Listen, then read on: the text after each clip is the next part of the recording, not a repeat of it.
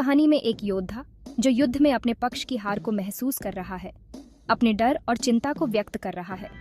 वो कई घटनाओं का जिक्र करता है जिससे उसकी जीत की उम्मीदें कम होती जाती हैं। जब उन्होंने सुना कि सारे महारथी योद्धा मिलकर भी अर्जुन को हरा नहीं पाए और अभिमन्यु को घेरकर मार दिया, तब उन्हें जीत की कोई उम्मीद नहीं रही।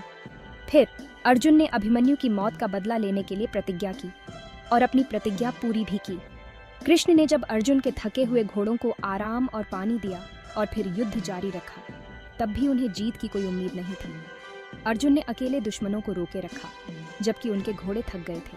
एक अन्य योद्धा युयुधान ने द्रोण की सेना को भ्रमित कर दिया और फिर अर्जुन और कृष्ण के पास लौट आए। अर्जुन के भाई भीम को कर्ण ने पकड़ा लेकिन सिर्फ अपमान करके छोड़ दिया।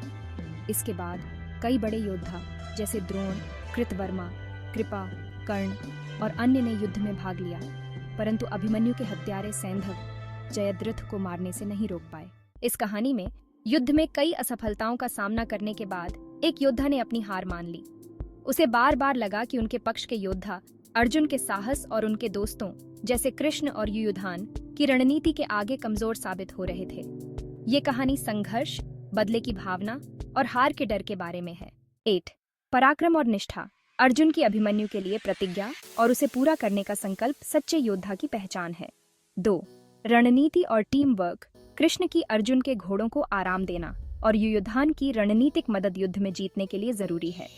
3. संघर्ष के बावजूद उम्मीद। चाहे कितनी भी कठिनाइयां क्यों न हो, असली योद्धा कभी हार नहीं मानते।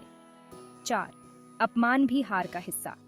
भीम को अपमानित करके छोड़ देना यह बताता है कि युद्ध में केवल शक्ति नहीं बल्कि आत्मसंयम भी मायने रखता है। इस कहानी से हमें सीख मिलती है कि कठिनाइयों में भी साहस और संकल्प बनाए रखना महत्वपूर्ण है।